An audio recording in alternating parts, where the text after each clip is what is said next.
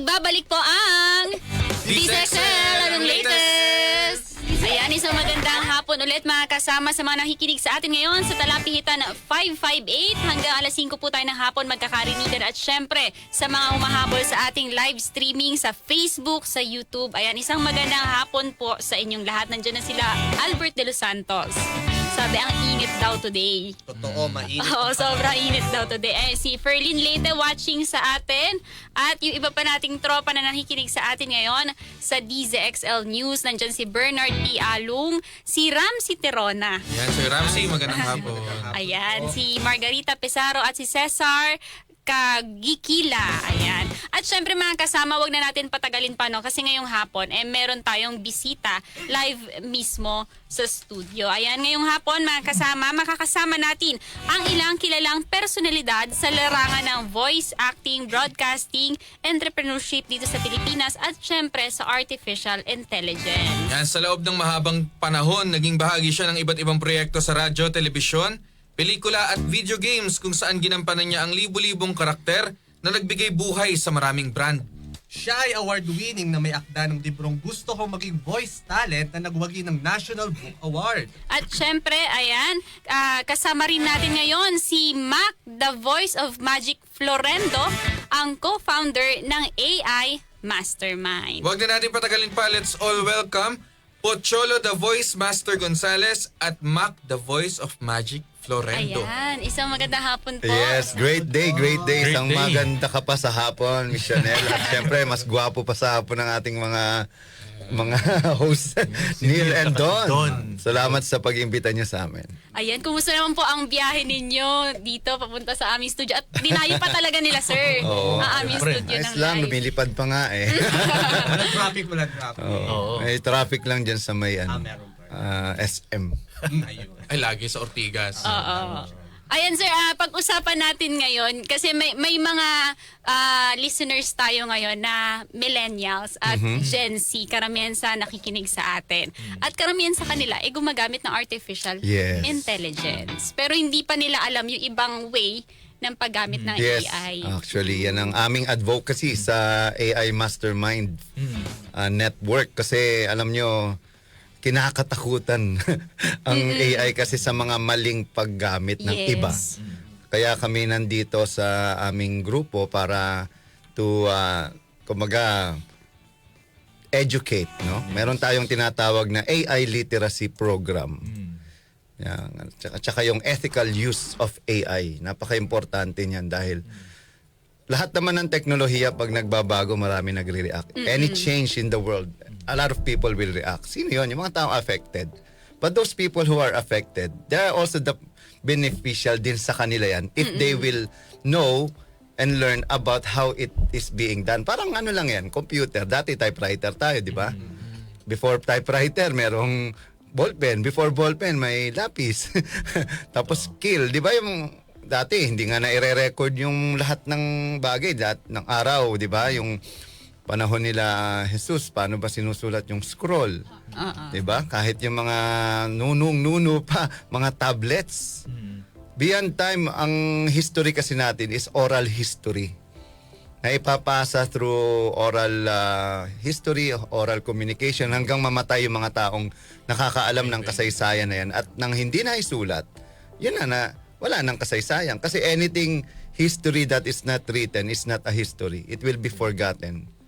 Ganon. So ngayon, mas meron tayong kapangyarihan, no, na i-record. Hindi lang sa sarili nating boses, kundi isang boses na magdadagdag sa kung sino man tayo. It's actually a tool and an agent that will help us na ma-duplicate natin ang effort natin. Na kunwari ako, nagre-record ako dati. Limited lang ako sa recording time ko. Diba? Halimbawa, I've been recording for 30 years. And now, this is the greatest time in history that I can still not just record but produce content without me recording. For the first time in history yan, boses ko, mukha ko. And also, because of technology, a lot of I'm an artist, creative, director, writer. Na-duplicate ko rin yung mga gusto ko pang gawin na hindi ko magawa kasi kulang ako sa oras. Ang pinag-uusapan natin dito, oras eh. Hindi naman yung kayang gawin. We can do a lot of things, but we have limited time. Even our life is limited. So, again, this is the greatest gift ever na meron na ibigay ang teknolohiya sa atin bilang isang tao, which is artificial intelligence. Kasi sir, maraming mga ano dito eh. Parang maraming natatakot kasi yung deepfake dahil sa Yes. AI, di ba? Parang Oo. uso na ngayon yun. Pero hindi nila pa masyadong na-explore Yes. kung ano yung magandang side ng AI. Actually, sa lahat ng technology, even 'di ba sa weaponry, na-imbento ang mga baril or mga missile or nuclear bomb. Hindi para lang, kumbaga, pumatay, kundi magdepensa. So, either you do or you don't. Saan ka ba? Ano ba yung pagkatao mo? Kasi ang AI is a multiplier, magnifier and multiplier of who you are. So, kung mabuting tao ka, sa mabuti mo yan gagamitin. Kung masamang tao ka, sa masamang bagay mo yan gagamitin. So, basic, parang pera din. So, again, kaya nga kailangan katulad namin, we've been traveling around the country and around the world to not just learn AI but to know how it will be used in a proper way. Hindi katulad ngayon, at totoo yan, yung sinasabi niya maraming naloloko, maraming napepeke kasi hinahayaan yung mga siraulo, yung mga demonyo at mga masasamang Tama. tao na sila yung gumamit imbis na yung mga mabubuting tao na sila pa yung natatakot. Dapat gamitin nyo rin to defend yourself and to protect yourself ang artificial intelligence.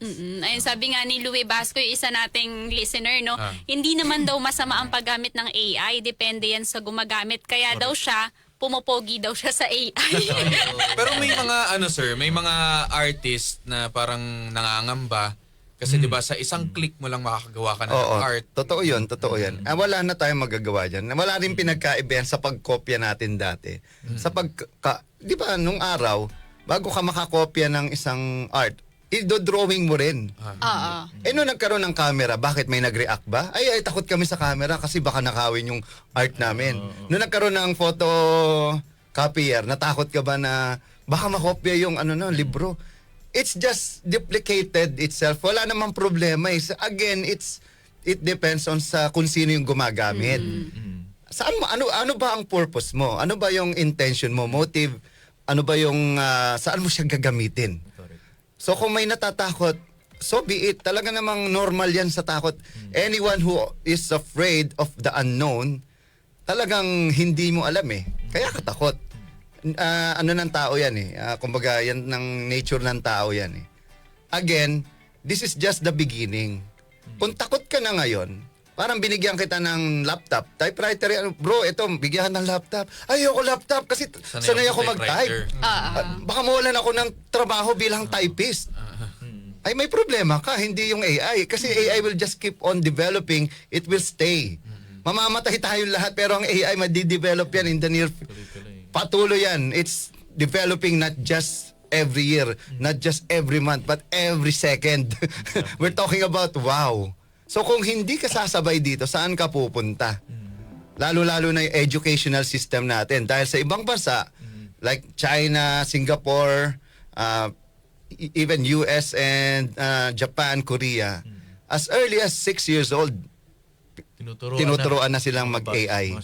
Dito, sabi sa school, eto mga intern ko, mga mascom pa, bawal ang AI kasi nandaraya kayo. Oo, sa mga thesis, Wow. mga research. Okay, kung yun ang tingin nila, tandaan nyo, tayo'y nabuhay bilang isang tao sa pamamagitan ng pangongopya. Kung ano tayo ngayon, kung ano ang lingwahe natin ngayon, ang paniniwala natin yan, kinopya natin yan sa mga magulang natin, sa mga teacher natin, at sa mga taong dumaan sa buhay natin. Di ba? Mabuti man o masama. Lahat yan nakarecord sa utak natin at sa experience natin. So ito din ay isang oportunidad na ma-record mo ang sarili mo na hindi mo kailangan ng ibang tao maliban sa sarili mo. Para yung Iron Man, si Iron Man, di ba? Hindi magiging powerful si Tony Stark without the iron suit and Jarvis. Jarvis is the artificial intelligence. Jarvis means just another rather intelligent system. Very intelligent system. So, siya yung AI. Ngayon, yung Iron Suit, yan yung computer, yan yung hardware and software. Si Tony Stark, ikaw yan, bilang tao. Yeah. Di ba? It just makes you more powerful. Kung mahina rin ang utak mo, mahina din magagamit yung, kumbaga, tool mo or weapon mo. Kasi at the end of the day, we are competing now, not just with other people, but with ourselves. So kung hindi natin tatanggapin na may pagbabago, lalo-lalo na sa industriya namin, sa voice acting, yung mga dubber, yung mga voice talent, sinasabihan ko na sila, maghanda kayo. Abi, nagagalit sila sa mga tao, ay wag kayong gumamit ng AI. Don't use AI voice. Walang emotion yan, walang puso yan. Kami bilang voice talent, may puso. Hello? Saan ba galing ang AI voice? Di ba sa tao din? Paano mo masasabing walang puso? Pangalawa, noon yon yung boses nila, pumunta sa kanto, nandito na kami, isa tono ko, at chu-chu-chu, chari-chari, di ba? Ang pangit Parang sa talaga. Waze. Sinusuka ko, ako mismo sinusuka ko yan. Pero ngayon, pakinggan nyo, especially with our company, 11 Labs. My God, trust me, it's far better than any voice talent in this world. Bakit? Yung voice talent, isa lang kayang gawin. Ang AI, milyon ang kaya niyang gawin. Pangalawa, text-to-speech lang yan. No, there's so-called speech-to-speech. Kung paano mo siya sasabihin din ng AI in a different voice. How can you compete with that? Kung isang tao ka lang, na ang yabang-yabang mo, na feeling mo, dahil buong buhay mo, yan ang naging career mo, dahil ikaw ang number 1 sa voice acting or sa mga commercial, feeling mo ba, kaya mong tumapat sa AI? Come on! At the end of the day, you have to accept na laos ka na. Tapos ka na. Iba na ang usapan ng mundo ngayon. Para sinasabi mo, oh, the greatest typist of all time. Okay, programming na po pinag-uusapan ngayon. No, nagki-create na tayo ng mga kumbaga Python programming na. Ki-create ka na ng mga AI applications and program. Ikaw typing ka pa rin. Hindi ba yung nakakatawa lang? Galit na galit ka sa AI, pero yung avatar mo ay Ghibli ng AI generated. Nakikiuso din. Pati yung mga YouTube channel nyo ay mga video na galing sa AI. Pero ang sagot nga sa akin, may tinanong ako voice talent. So ano mo? What's your take with the AI? Sabi niya, ayaw ko sa AI. Bakit? Kasi nawalan ako ng trabaho. Sabi ng kliyente ko, mas magaling pa AI sa akin. Sumama loob ko. Kaya nawalan na ako ng trabaho. Yun ang sagot bakit ka ako yung YouTube channel mo, lahat ng video mo, AI? Ay, ibang usapan yun. Video yun, hindi naman boses It's like, you hate shit, but you taste it anyway. Oh my God. Sabi ko, anong klaseng utak meron ka? Again, if you're using it, wag mo sabihin, I hate AI. Don't use AI. Nakakahiya naman sa mga, di ba? Baka hindi lang nila alam. Ayan. Kaya sila ganun magsalita. Yes. Kaya tayo nandito para to educate them. Hindi naman naiintindihan ko sila. Pero sana sabi ko sa kanila, i-open nyo yung isipan niyo at puso nyo na kayo ay nandito na sa mundong iba at hindi nyo na pwedeng palitan yan at hindi nyo na pwedeng kontrahin at tablahin kasi people are using it already. Hindi kasalanan ng tao na nag-i-enjoy sila na for the first time in history, nakita nila yung mukha nila na Disney style. Oo. Na meron nga akong kilalang voice talent Kaibigan ko yun. Lahat daw ng mga naka-AI na avatar na animated or Ghibli style ay i-unfriend niya. So lahat ng fans niya nagpalit, sorry po. Kasalanan ba nila yon, di ba? Pero okay lang. Siya yun Wag mo na lang idama yung iba. Ayun kay Sir Mac naman po, ano po yung AI mastermind? Bakit Ayan. siya tinatag? Yan, so syempre narinig na natin lahat from the voice master. Kaya nabunga itong AI mastermind. So very important to educate everybody about what's happening. Development to yun nga, nabanggit may mga taong natatakot or siguro hindi lang nila alam. Wala silang alam. So don't say na hate mo o hindi mo gusto. Pwede mo naman sabihin, pwede ba akong matuto niyan? O afford ko ba yan? Isa pa yan, no? AI it's not, hindi, ano yan. It's not cheap. It's not cheap, no? Syempre, kailangan mo mag-invest dyan. And itong AI mastermind, we educate people on how to make use of this, no? Mainly, sabihin natin, yung may tinatawag na AI avatar and AI voice. And lahat ng nangyayari, lalo na sa social media, yung pag-post mo, photo man, text yan, or video, ikaw talaga yan, ikaw pa rin yan. So itong AI na to, this is a digital extension of who you are. Yes. Kung may gusto kang mensaheng ilabas, sabihin natin hindi ka talagang magaling magsulat o humarap sa camera at magsalita sa camera, ngayon kaya na ng AI yan. Gagawa ng script yan. Diba yung boses mo na-clone na. At kung meron kang gustong sabihin sa kahit anong oras sa araw, kaya mo mag-generate. At yun nga, yung AI mas mabilis, mas efficient, and even it can correct yourself. But again, kung sino yung user, kung ano yung ipaprompt mo dyan, it's just a mirror of who you are. So again, kung wala kang alam, walang lalabas dyan sa AI. Walang resultang lalabas. Kung garbage in, no? Garbage out. Kung wala kang alam, mali yung prompt mo, mali yung lalabas. Yeah, that's actually our advocacy with AI Mastermind Network. And dito, marami rin tayong kasamang nasa AI industry. Kasi kulang na kulang. Actually, wala ngang advokasya ang ating gobyerno regarding the artificial intelligence literacy. Kahit sa DepEd, ngayon pa lang sila, meron silang think tank while other country is already doing it, while already, kumbaga, ini-implement na nila sa school from kinder to college na. Tayo, think tank pa rin. Ano ba yun? Mas inuuna pa nila yung corruption nila, katarantaduhan nila sa gobyerno, lalo-lalo na sa Senado. Kaysa pag-usapan, ano ba magandang gagawin natin to, number one, mapaghandaan natin to compare sa ibang bansa, no? Isipin nyo, mag-e-election na, ang pinag-uusapan pa rin nila, yung kagaguhan nila ng, yun nakakalungkot bilang isang mamamayang Pilipino na ikaw tunay na nagmamahal sa bayan mo.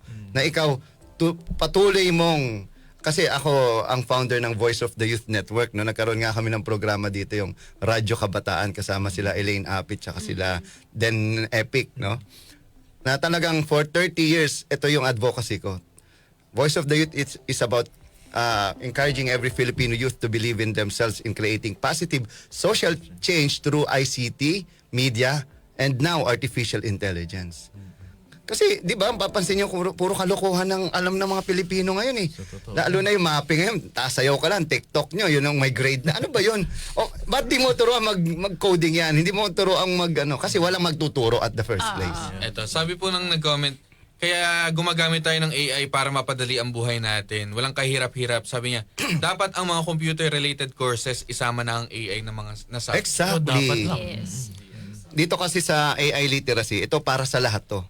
Wala, mahirap mayaman. This actually revolutionized, democratized, and ito yung neutralize ng playing field natin eh. Walang mayaman o mahirap dito. Ang mahalaga, ikaw open-minded ka. Ito yung tunay na open-minded na talagang uunlad ka. Hindi ka tulad ng mga networking company lolokohin ka lang. Di ba? Power! Di ba? Open-minded ka pa. Dito, for the first time, layunin naming gawing madali at abot kamay ang pag-unawa sa artificial intelligence, lalo na sa mga ordinaryong Pilipino. Pangalawa, pinapalaganap namin ang ethical, responsible at inclusive use of AI para hindi tayo maiwan ng digital revolution. Yes. And also, we do human AI collaboration, not just competition. Kasi tingin natin sa AI competition eh. Lalo-lalo na itong mga tinamaan. Talagang tatamaan kayo. Lalo-lalo na ako, 2 artist ko. Nawala ng trabaho. Tinuturoan ko sa mag-AI kayo or else ako nang gagawa niyang ginagawa niya mas maganda pa. Kasi Ayaw nila dapat, maniwala. dapat sumasabay Oo, din. sabi na, anti-AI po kami. Bahala ka. Pwede ka mag-a-adapt, mawawalan. Talagang kick out sa company ko. Kasi wala eh. Ayaw mo makinig eh. Mas magaling pa ngayon ako sa'yo kasi ako ang may idea, ikaw wala. Di ba? Hindi kalaban ng AI. It's not about replacing humans. It's about augmenting human creativity. Ang AI Mastermind promotes the co-creation, ang co-creation of value between humans and machines. And also we empower through innovation. Kasi talaga napakalaking empowering, very empowering ang innovation eh. We teach people how to monetize AI ethically and creativity. Talagang kikita ka dito. Kasi mas marami ka na magagawa eh. Pangalawa, sa halip na matakot sa AI, we show how it can unlock new opportunities. Kaya nga meron kami tinatawag na may pera sa AI. Kasi yung mga may mga pa-workshop dyan, may pera sa boses. Matagal na pong may pera sa boses. Marami na yumaman dyan. Singer, kung di lang voice talent, basta speaker, di ba? Boses yan eh. May pera talaga sa boses. Pero pinopromote nila parang tuturuan ko kayo mag-typewriting instead na mag-coding. At itong mga workshop na to, anti-AI. Don't believe in AI, still believe in human voice. Of course, we believe in human voice, but AI is far better than any human voice as long as those people behind those AI are true, 'di ba, legit and authentic. Kasi alam mo, maraming scam ngayon eh, lalo-lalo na mga tinatawag na mga bulaang propeta. No? Mas masarap pang kausap ang AI ngayon kasi ang AI wala yang inhibitions, hindi yan magdadalawang isip na Walang sabihin yung biases. totoo. Oo, totoo. Totoo yan. Parang straight to the point. Ay, exactly. Yun walang parang sasabihin, mali ka. Kung mali ka, mali ka. Hindi yung, alam mo, Okay lang yan. okay lang yan. Walang ganun ang AI. Walang sugarcoating, sir. And also, we unlock opportunities nga sa mga freelancers, entrepreneur, teachers, and artist leaders. And also, leadership in the age of AI. Ito ang pinakamaganda. Pag yung magagaling na leader, yan ay magagaling sa AI. Di ba? We're building a new generation of AI-empowered Filipino leaders. Kasi alam mo, malalaman ng corruption sa gobyerno, AI mo lang, data yan eh. Di ba lalabas ilang porsyento ninakaw nito? Ito, magkano pumasok dito? Ilan lang ang ginamit sa project na to? Kitang-kita yan. Kaya ayaw ng gobyerno ng AI.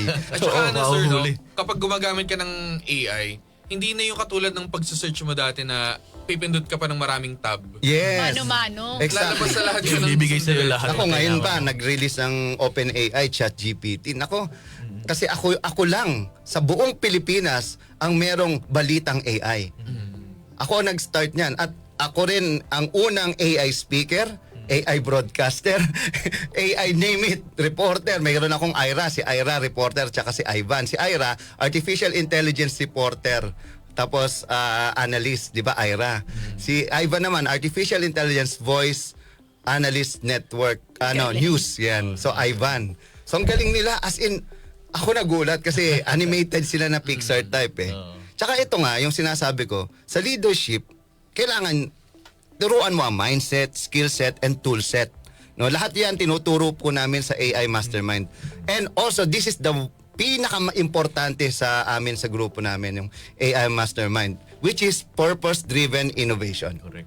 Purpose-driven. Hindi pwedeng wala kang purpose, wala kang intention, magandang motive, wala kang goal, wala kang vision, wala kang mission, wala kang objective.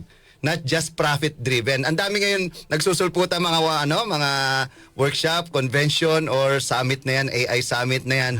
Alam mo yung scam eh. Alam mo yung hindi naman talaga nagtuturo paano gamitin ng AI. Tuturuan ka lang. O, di ba? Pang-attract lang nila yung salitang AI. Pero hindi naman talaga sila gumagamit ng AI. O gumagamit man, ChatGPT lang.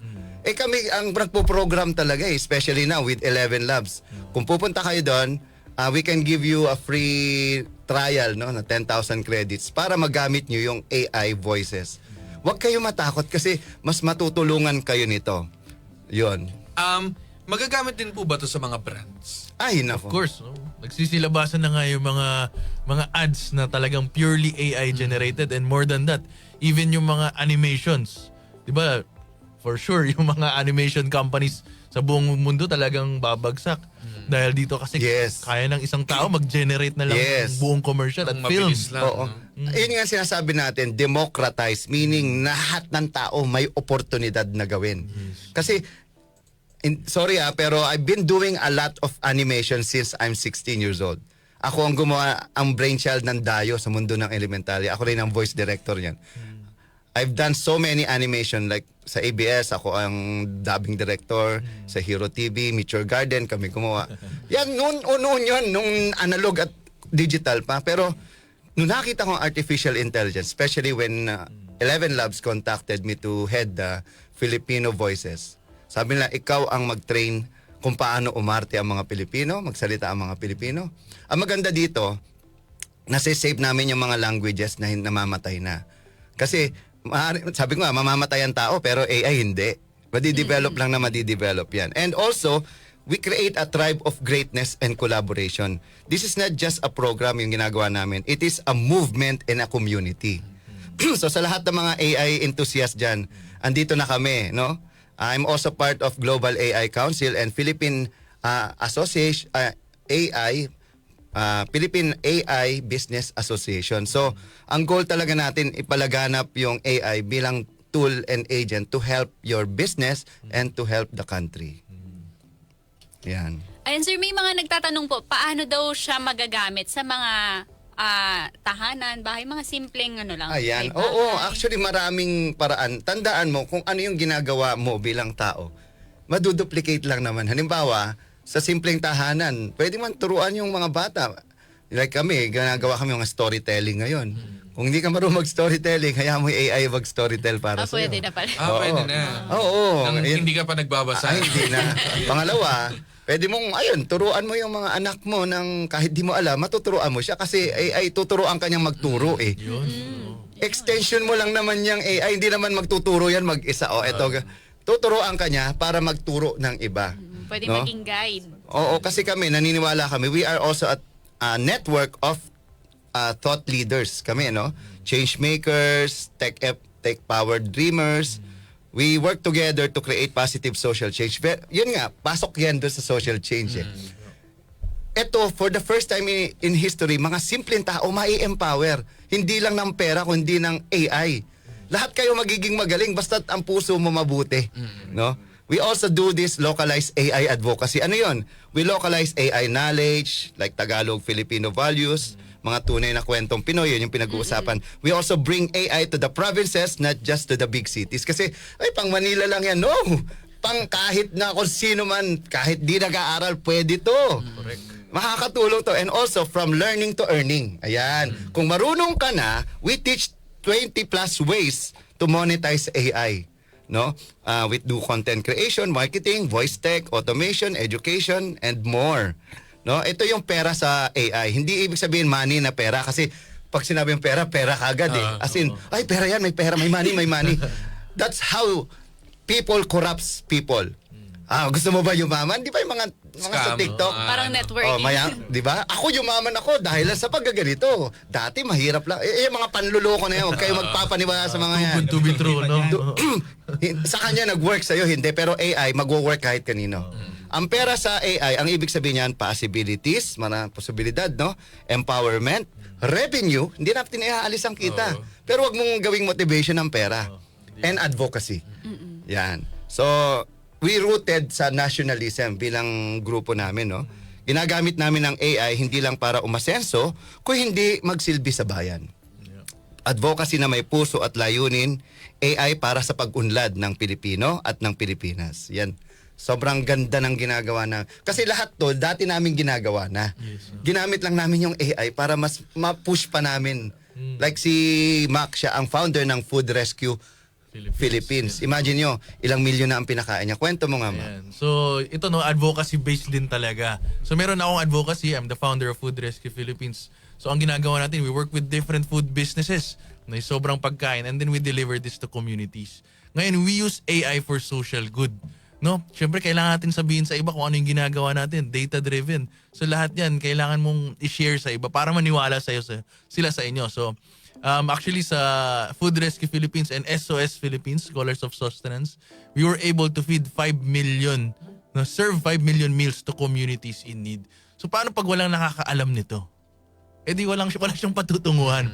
Kaya we're really inviting everyone to be part of this AI for social good na kung sinasabi natin. Kaya very important that we educate ourselves regarding this. Kasi kung hahayaan lang natin, di ba sabi nga ni Voice Master, it democratizes yung landscape.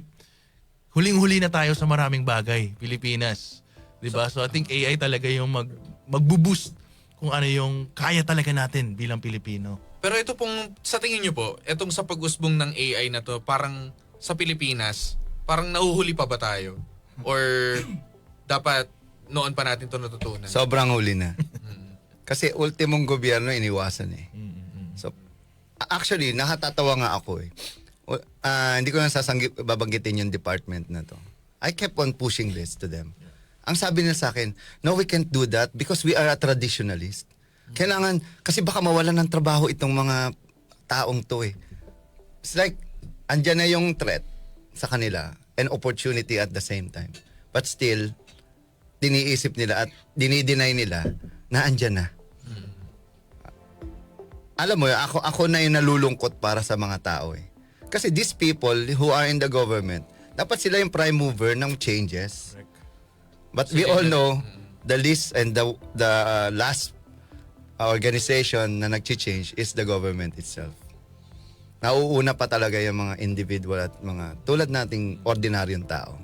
Actually, I agree, sir. Kasi di ba dapat futures thinking tayo? So, parang makikita mo sa sa disaster preparedness. Exactly. Doon pa lang ngayon, di ba parang ang daming kalamidad Oo. na kaya rin siyang pasukin ng AI. Kayang Actually, makatulong AI, dapat lang. di ba? Sobra. Disaster preparedness. Dapat nga, again, ang katulad sa Amerika, ang prime mover niyan, US talaga, government. Diba kaya nga sila kumbaga may fund silang $500 billion to develop AI facilities. Mga tinatawag na data centers. Yan. Kasi ang AI, ano lang naman, computer, program. So saan mo dadalhin yan? Sa mga data centers. Yun yung mga hardware, yung mga SSD or mga GPU na nagbabasa yan. Yan na nag-uusap para makreate mo yung idea mo. And for the first time in history, ito na yun, imposible, nagagawa. Wala nang imposible, lalo na sa creatives. Basta anything na may problema, kayang solusyonan. Basta anything na paulit-ulit o repetitive, yan ay na-AI. Ang hindi na-AI, magluto. Magtaba, magtanim. Pero we never know. Sa Kasi pagtagal pa ng panahon. we never know. So mahirap manghusga kasi Yes. we are still in the baby stage of this artificial intelligence. Meron pa tayong tinatawag na artificial super intelligence.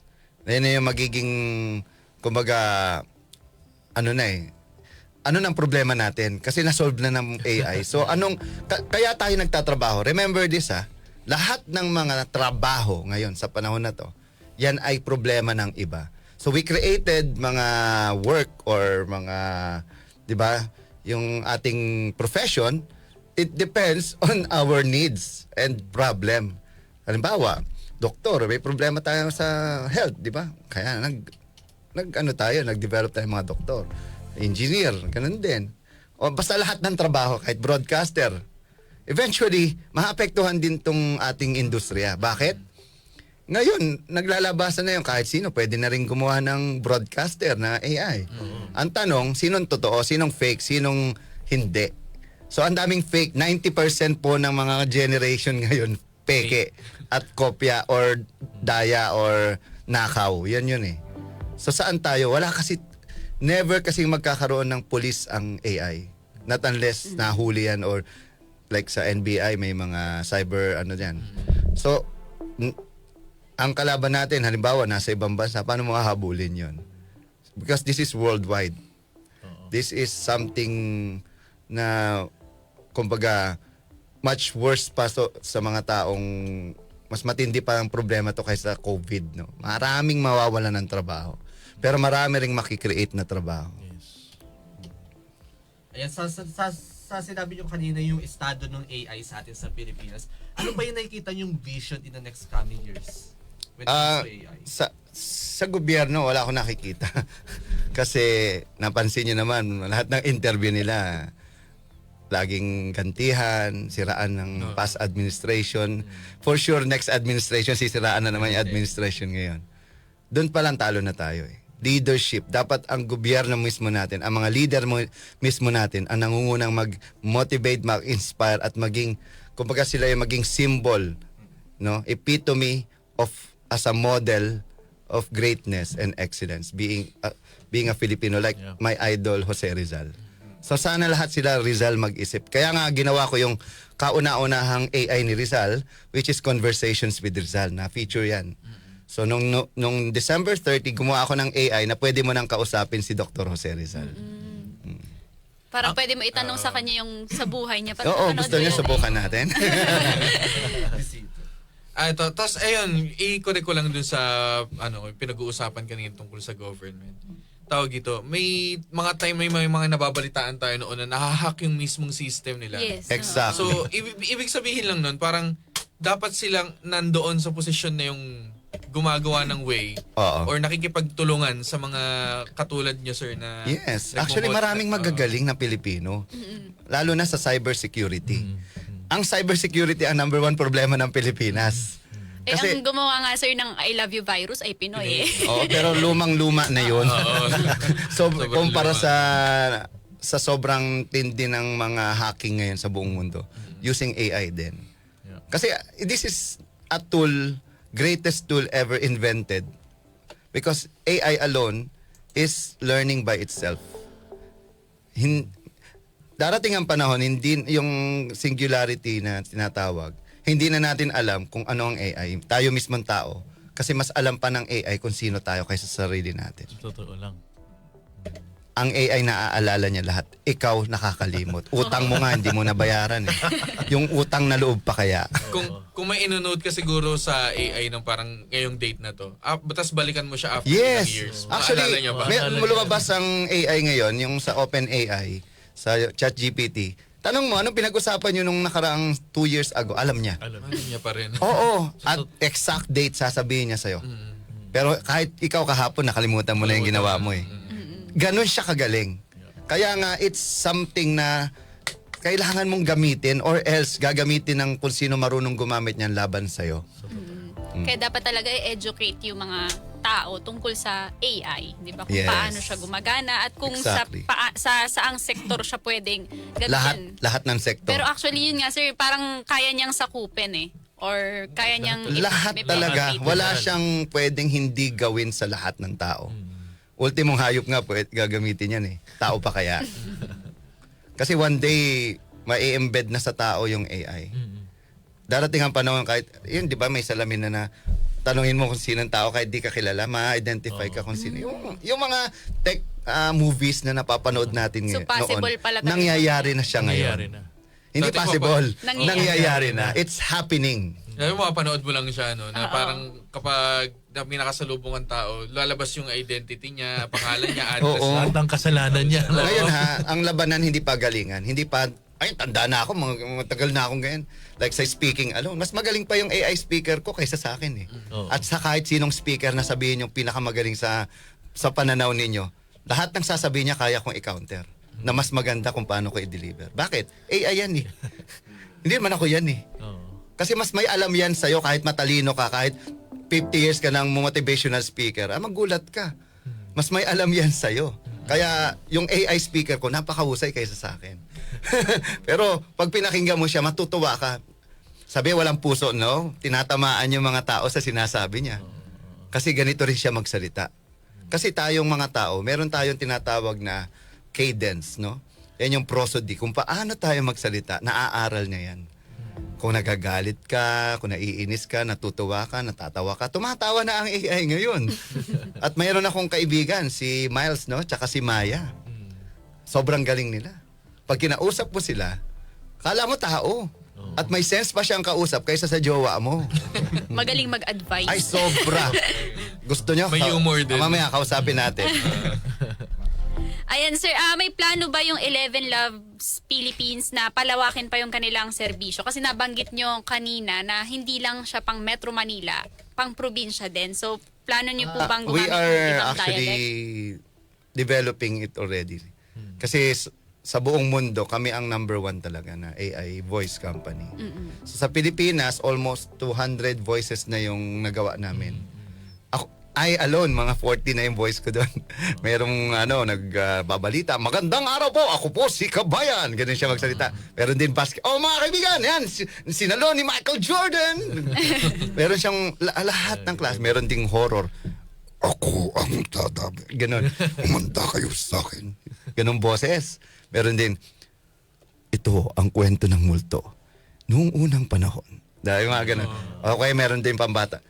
Ay, may matanda yun. Ako nga pala si Lolo Tasyo. Mga bata, ito ang kwentong pinamagatang. Yeah, mga ganyan.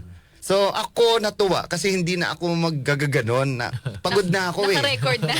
AI ko na lang. So sa mga staff ko, they are doing a lot of content a day. Siguro mga 20 to 50 contents kaya nilang gawin.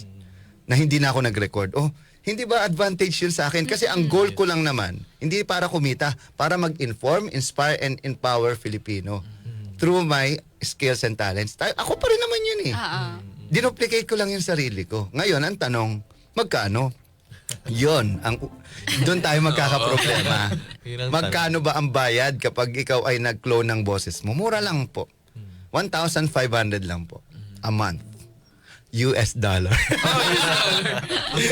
Yun lang, bigla naging dollar. Pero ang galing na sir, hindi na siya mano-mano na kada may project ka, i-record mo ng i-record. Tsaka hindi ko siya ginagamit sa project. Ginagamit ko siya for my personal project. Kasi pag project, ako pa rin. Hindi ko gagamitin yan kasi iba pa rin ang tao. Mahalaga pa rin ang tao. Ang AI, wag katakutan bagkos ito ay gamitin. Tao pa rin. Human first kami. Yan ang Kumbaga principle magtutulungan lang yung tao at AI. Yes. Hindi yan tao, walang emosyon yan eh. Ang kalaban mo yung AI na gumagamit ng AI. Hindi yung AI. Yeah. Ayan sir, baka may message kayo sa ating mga nakikinig ngayon tungkol sa paggamit ng AI. Ayan. Yan, of course, syempre, andyan yung programa natin, no? Yung AI Mastermind Network and yung ating Certified AI Creators Program. So, limited lang yung slots natin dyan. April 26, lalabas. So, lahat ng informasyon nasa Certified AI Creators Program dyan sa ating Facebook. Syempre, kasama natin si The Voice Master at si Navi Garcia. Kasama din natin na magtuturo. No, lahat ng narinig nyo ngayon, mas pag-uusapan natin doon sa program. Oo. Ang ano natin dito talagang AI literacy. So, always remember, no, ang bottom line nito, AI is the great equalizer. Okay? Kung gagamitin ng tama, AI can give the poor a fighting chance sa edukasyon, kabuhayan, at impormasyon. Pero tandaan na, hindi sapat na may AI. Kailangan din ng EI or empathy intelligence para sa kapwa. So yun ang importante. 'Di ba? Tao pa rin eh, hindi naman walang emosyon o walang relasyon ang AI sa atin. So sa mga gusto pong malaman pa about this, puntahan niyo po yung Balitang AI, no? Lahat ng AI news bago, as in everyday bago. And also sa YouTube channel ko, The Voice Master. Hanapin niyo yung The Voice Master and Tagadub TV. TAGADUBB TV. Tapos, marami kami mga projects din na parating. Kami yung gumawa ng Amazing Digital Circus, sa Murder Drones, at yung ngayon, yung Gaslight District ng Glitch. We have more than almost 500 million views na yung channel namin na yun. Ayan sir, medyo maraming naging interesado sa topic natin ngayon. Pahabol lang na question from listener. Hindi pa daw ganun kalawak ang naabot ng AI sa lipunan natin na isang third world country pa rin hanggang ngayon. Paano daw po makakatulong ito sa paggawa kung marami ang mawawala ng trabaho? Oh, nako, yan ay hindi kami ang sasagot niyan kundi gobyerno. Siyempre, kami, pinaghahanda lang namin kayo.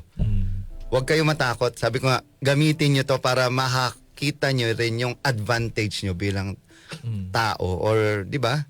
Yung may tawag nga dyan, unfair advantage eh. Tadaigin, di ba? Like sa writer. Yung susulat siya isang segundo, writer isang oras di pa makatapos ng isang ano. Di ba? Yun eh. Ngayon, hindi naman yan magsusulat mag-isa. Ipo-prompt mo pa rin yan kung ano yung intention mo, ano bang gusto mong ipasabi sa kanya. Hindi naman yan magsasalita mag-isa eh. Ikaw pa rin, parang kami. Di ba? Kung ano yung sinasabi namin, dinadagdagan ng AI, tinatama, or pinapaikli, pinapadali, at mas pinapahusay pa.